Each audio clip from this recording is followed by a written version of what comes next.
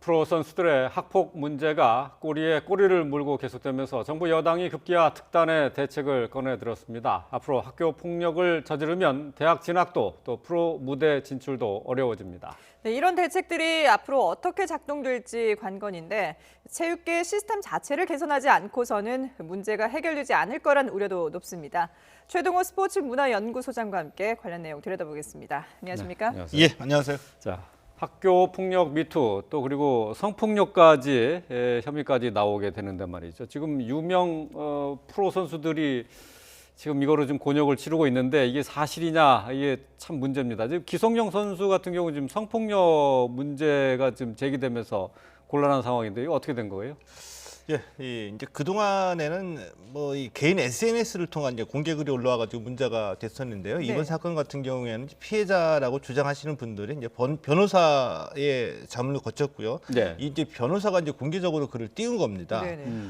이 초등학교 때에 이 기성용 선수 외에 한 명, 그러니까 두 명, 가해자가 두 명이었었는데 이 가해자로 지목받은 이 선수들이 피해자들에게 이제 성폭력을 요구했다는 얘기이고요. 네, 네, 네.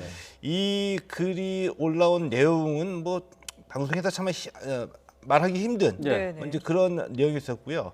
응하지 않았을 경우에 이 그 우월적 지위에 있었던 또 체격도 상당히 컸던 상대적으로 컸던 이 가해자들이 피해자들을 무자비하게 폭행하겠다는 그런 위협을 담아서 성폭력을 행사했다라는 내용이죠. 네. 지금 저게 기성용 선수 경우의 사례를 지금 화면에 지금 고발한 내용을 좀 보여드리고 있는데 말이죠. 지금 이게 일어난 게 기성용 선수가 초등학교 6학년 때 그리고 예. 이제 피해자라고 주장하는 사람들은 초등학교 5학년이었던 5학년 거죠. 때. 예, 그렇습니다. 그러니까 뭐 1년 선후배 사이에 저런 일이 벌어졌다는 거고요.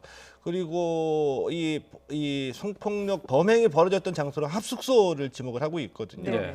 합숙소를 지목하고 있는데 이 글이 이제 이 공개가 된 이후에 이 당시에 같이 운동을 했던 이 피해자들의 동기 네. 이들의 이제 증언이 계속 이제 나오고 있거든요. 근데 이들의 얘기로는 생각하기가 힘든 일이었었다. 합숙소라는 공간에 뭐 별로 이렇게 크지 않은 공간에서 10명에서 20명의 선수들이 같이 생활을 하고 있었었고 이 공개된 저런 이제 그 범죄 내용이 성폭력 내용이 상상하기 힘든 내용이 있었다라는 이제 증언들이 계속해서 나오고는 있죠. 네.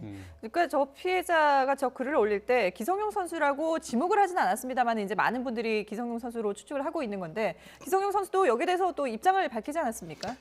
기성용 선수는 전면 부인했습니다. 예. 전면 부인하고 이제 법적인 대응을 불사하겠다라는 아주 강한 의지를 내비쳤고요. 네.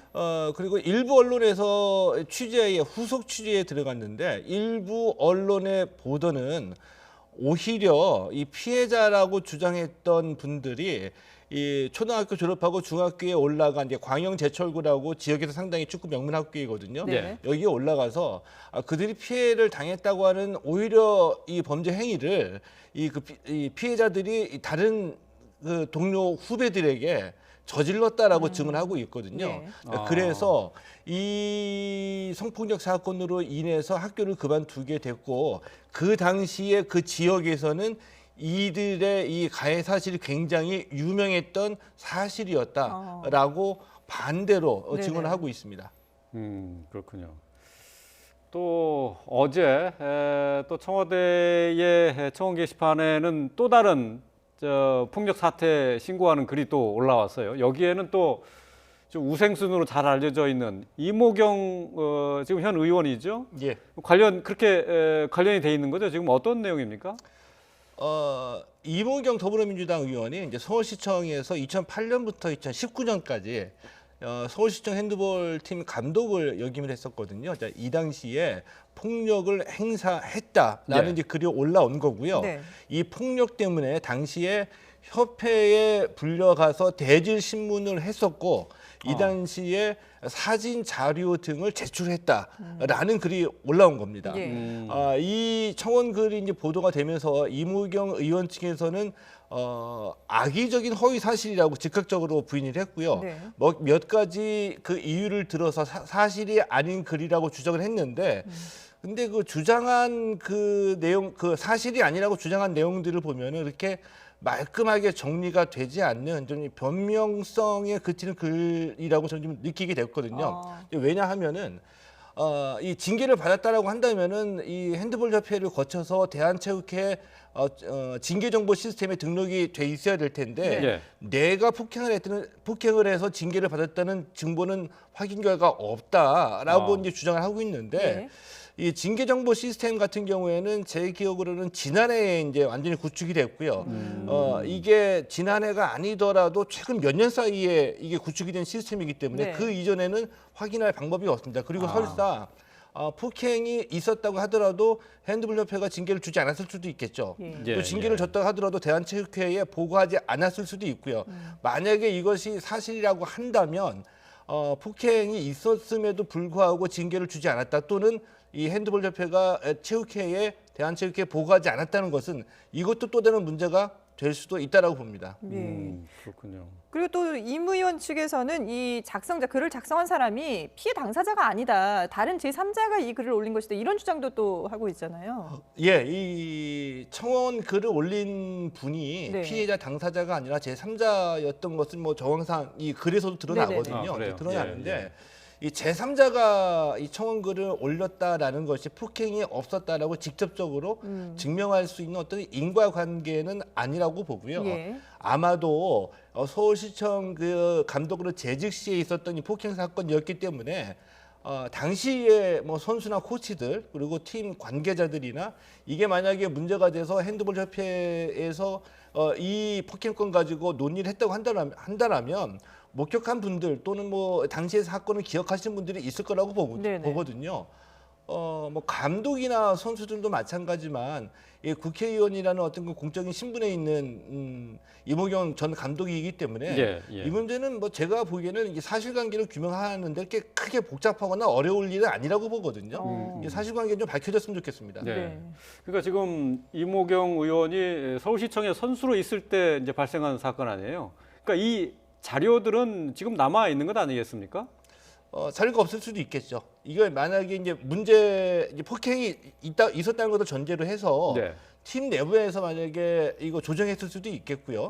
조정했을 수도 있겠고 징계가 이루어졌다라고 한다면 아마 이 서면 자료는 있을 거라고 봅니다. 그런데 징계가 이루어졌다는 내용은 청원글에 포함되어 있지는 않습니다. 그래요. 예. 예. 근데 지금 피해를 받았다는, 그러니까 폭행 당했다는 피해자 쪽에서 자료를 제출했다는 것 아닙니까? 사진 자료를 이제 제출했다라고 했거든요. 예. 이제 그것을 만약에 이 글을 올린 쪽 또는 피해자 쪽에서 사실관계를 규명하고자 하는 마음이 있다라고 한다면은 그 당시 이 폭행과 관련된 자료들을 현재까지 보유하고 있으면 공개를 하면 될 일이라고 보고요. 네. 또는 그때 그 당시의 어떤 그 정황이나 폭행 등을 목격하거나 이 관계됐던 분들에게 증언이라든지 자료 등을 요청하면 될 일이고요. 네. 그리고 이 반대로 이모경 의원 쪽에서도 이 피해를 주장하는 제3자의 글이 사실이 아님을 확인받고 싶으면 좀 더 적극적으로 네. 방어하면 되겠죠. 근데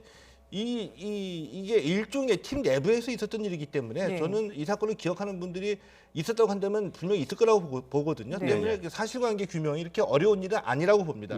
예, 알겠습니다. 자, 이렇게 지금 학폭 논란, 폭력 논란이 계속되고 있는 것은 어떻게 보면 이제 여자 배구의 그 쌍둥이 자매 이다영, 이재영 선수 이 두 선수가 이제 결국은 어떻게 보면 좀 쏘아올린 그런 공이 될 수도 있을 것 같은데요. 예. 이 두 선수는 뭐 무기한 출전 정지도 받았고 그리고 국가대표 자격도 지금 이제 박탈될 위기에 놓여 있는데 글쎄요. 지금 이 두 선수로부터 시작된 이런 학폭 논란 앞으로도 계속해서 나올 가능성이 충분히 있지 않습니까? 저는 그럴 가능성이 더 높다라고 봅니다. 네. 때문에 이제 좀 있으면 이제 말씀을 드리겠지만 일단 이 프로 배구에서 시작된 불길이 네. 뭐 복싱, 야구, 뭐 축구를 거쳐서 이제는 그 여의도 정치권에까지 이제 번진 거라고 볼 수가 있거든요. 네. 근데 지금 이제 벌어지는 양상 속에서 빨리 우리가 좀 수습을 해야 될 것 중에 하나는 이 배구만 보더라도 이재영, 이다영 자매는 무기한 출전 정지 징계를 구단으로부터 받았고요. 그렇죠. 예. 예. 이 삼성화재 소속의 이 박상하 선수는 은퇴를 결정했습니다. 네. 근데 이 KB 손해보험의 감독인 이상열 감독하고 이 또 다른 선수들은 자녀 시즌 출전을 포기하겠다. 네네. 이거 보면은 이 사안에 따라서 일정한 기준에 의해서 어떤 반성과 또 징계가 이루어지는 게 아니라 들쭉날쭉하고 어떻게 보면은 여론의 비난 강도에 대해서 이 구단에서 자체적으로 알아서 수습하는 그런 네. 모양새이거든요. 때문에 이 학교 폭력에 대한 어떤 그 개념 정의부터 시작을 해서 어떤 그 조사 확인 사실관계 확인 절차를 거치는 어떤 매뉴얼도 필요하고요. 징계에도 일정한 기준이 지금 필요한 것이 사실처럼 보이죠. 예. 네. 지금 뭐 프로 배구계가 지금 당장 여러 명이 이제 관련이 돼서 홍역을 치르고 있는데 말이죠. 근데 지금 이 당사자들은 뭐 일부 수긍을 하기도 합니다만은 강력하게 지금 부인하는 경우도 많이 있거든요. 근데 네. 이게 피해자 같은 경우에 이게 있지도 않은 걸 가지고 이 피해 호소를 할까라는 생각이 들거든요. 근데 또 이게 거짓으로 이렇게 진술하는 경우, 거짓으로 고발하는 경우 그런 경우도 좀 있다고요? 지금까지 가해자로 지목된 선수들의 반응을 보면 네. 예를 들어서 대표적으로 이재영, 이다영 선수는 그날 당일에 폭로글이 올라온 당일에 사과문을 올렸습니다. 인정했다는 얘기죠. 자, 그런데 뭐 기성용 선수도 마찬가지이고요. 이 한화 이글스에서 뛰고 있는 현역 선수 같은 경우에도 즉각적으로 부인하고 법적 대응을 검토하겠다, 불사하겠다라는 게 반응이 나온 경우도 있거든요. 네. 자, 이런 경우에는 선수들이 강력하게 부인하게 되면 구단에서 또 별다른 조치를 취하지 않고 좀 더 지켜보겠다는 입장인데 만약에 허위 사실로 무고일 경우에는 이런 글들을 올린 분들의 책임도 물어야지 되겠죠. 그렇죠. 네. 예. 왜냐하면 지금 뭐 프로배구 같은 경우에는 남자부에서 정상적인 전력으로 경기가 이루어지지 않고 있습니다.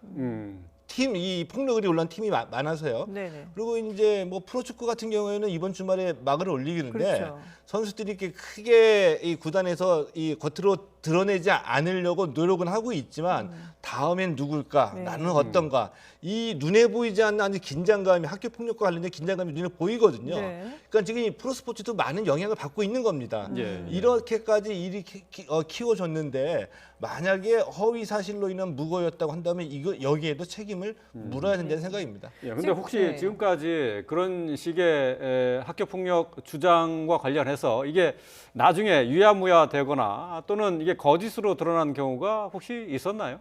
아직까지는 없죠. 아. 일단 이 기성용 선수하고요, 이제 한화 이글스 이 현역 선수를 대상으로 한 이 폭로글 해서 이 가해자로 지목된 선수들이 법적 대응에 들어가겠다고 했으니 이 관계에 의해서 이게 밝혀지겠죠. 예, 이게 예, 사실관계가 명확하게 드러나지 않는 것은 지금까지는 이게 폭로글이 올라오고 구단에서 그러니까 수사권이 없는 구단에서 자체 조사를 했거든요. 때문에 예. 그러한 뒤에 여론의 반응을 봐서 징계가 좋기 때문에 예. 앞으로 경찰이나 사법권은 넘어가지 않아서 사실관계가 규명되지 않은 겁니다. 아, 그렇군요. 그러니까 앞서서 이제 뭐 그 선수들 간에 다음에 누굴까 이런 긴장감도 있다고 하셨는데 그런 그 분위기가 될 수 있는 것이 사실 우리 스포츠계는 그동안에 어릴 때부터 훈련 과정에서도 체벌이라든지 이런 폭력 행위가 어느 정도 좀 묵시적으로 인정이 됐던 부분이 있잖아요. 근데 이 문화가 이제 많이 바뀌고는 있습니다만은 그런 그 기본부터 좀 바꿔야 되지 않을까라는 생각이 드는데요. 저도 이제 그 점을 좀 강조해서 말씀을 드리고 싶거든요. 그러니까 이 박철우 선수가 이 과거에 그 이상열 감독에게 맞았던 그 폭행의 기억을 되살리면서 인터뷰를 할 때도 네. 어렸을 때부터 맞았는데 어렸을 때는 맞는 게 당연한 걸로 알고 예. 지냈다 이렇게 예. 얘기를 그렇죠. 했거든요. 예. 이 맞는 게 당연하다는 얘기는 때리는 것도 당연하다는 얘기거든요. 그러게요. 그러니까 예.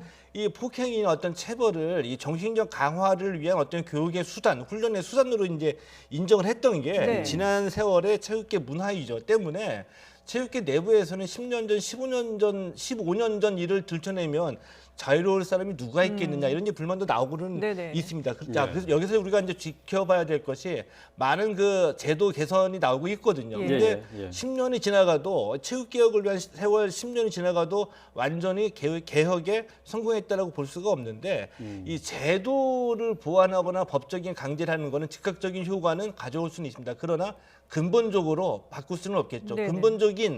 근본적인 그 재발 방지는 이 체육인들의 어떤 의식, 예. 그러니까 프로야구 감독이 현역 감독이 얘기하기를 언제 손이 나가냐 하면 말로 설명하기 힘들 때 손이 먼저 나간다 이렇게 얘기를 하거든요. 그러니까 이 폭행을 하는 감독들이나 코치들은 이 코칭 능력이 부족한 사람들이다라는 것이 공감하는 이런 의식이 저변에 확대가 될 때 네. 이럴 때야 정말 근절될 수 있는 근절될 수 있다라고 봅니다. 그래요? 말로 설명하기 힘들 때 손이 나가더라 그런 얘기. 말을 지금 현직 그 예. 감독이 한 분이 하셨거든요. 아 그래요. 예. 대부분의 폭력이 이제 사실 그런 데서 시작이 되는 겁니다. 이제 말로 그 해결이 안 된다고 싶고 또 그리고 자신이 답답하다고 생각할 때 이제 이 폭력이 이제 사용이 되는 건데 말이죠. 근데 어쨌든 정부에서는 이 대책을 학폭을 근절하기 위해서 대책 마련을 나섰는데 어쨌든 이런 학폭에 관련이 되면은 선수 생활이 이제 앞으로 좀 힘들어지는 겁니까? 예, 어제 그 문화체육부 황희 장관이 이제 학교 폭력과 관련된 대책을 발표를 했습니다. 이제 네. 한마디로 말씀을 드리면은 이 운동선수가 학교 폭력을 저지르게 되면 운동선수로서는 성공하기 힘들다라는 예, 것을 예. 보여주겠다는 얘기거든요. 자, 그래서 우선 이 폭력과 관련된 징계 정보를 통합으로 관리를 해서 대학 입학시 때나 프로나 실업선수로 진입할 때 네. 전부 다 폭력 이력이 있으면 다 스크린을 해서 걸러내겠다라는 예, 얘기고요. 예. 그리고 이제 스포츠윤리센터에서 3, 4월 동안 집중 신고 기간을 운영해서 접수를 받아서 예. 이 집중적으로 뭐 조사를 하겠다. 그리고 피해자와 가해자를 분리해서 가해자는 가해자대로 진정한 사과가 이루어질 수 있도록 심리 치료를 하고 네. 또 피해자에게도 필요한 법률이나 심리 지원을 하겠다는 얘기입니다. 예. 네. 근데 그 앞서 저희가 그 대책으로 나오는 거에 보면은 스포츠 윤리센터에서 이제 뭐 3, 4월에 집중적으로 신고를 받겠다라고 했는데 사실 이 스포츠 그 윤리센터는 이런 그 학폭, 뭐 폭력, 스포츠계의 폭력을 근절하기 위해서 만들어진 그 기관이고 상시로 운영이 되고 있잖아요. 근데 예. 문제는 이 센터로 신고하는 사례가 그렇게 많지 않다는 부분 아니겠습니까? 지금까지 촉발된 이 학교 폭력과 관련된 이 공개된 그 통로는 예. 윤리센터가 아니라 개인의 SNS가 좀 그렇죠. 많이 있었죠. 예. 이것을 꼭 뭐 윤리센터의 존재를 몰랐다거나 윤리센터를 신뢰하지 못했다라기보다도 네. 가장 편하고 즉각적인 반응을 얻고 여론의 지지를 얻기 위한 그 통로 중에 하나로 SNS를 선택할 수도 있다라고 보고요. 네. 이 윤리센터가 지난해 8월에 출범했거든요. 지금까지 보면 물론 뭐 기대에 미치지 못한 점도 있지만 윤리센터의 역할과 기능은 이 한국 스포츠에서 이 스포츠 인권, 비리, 뭐 공정성 문제와 관련된 집합적인 어떤 행정센터이자 컨트롤 타워이거든요. 네네. 질책도 해나가면서 때로는 부족한 게 있으면은 그 일을 제대로 해나갈 수 있게 응원하고 때로는 좀 지원할 필요도 있다라고는 봅니다. 예, 알겠습니다. 네, 지금까지 최동호 스포츠문화연구소장과 함께 학교 폭력과 관련된 내용 살펴봤습니다. 잘 들었습니다. 네, 고맙습니다.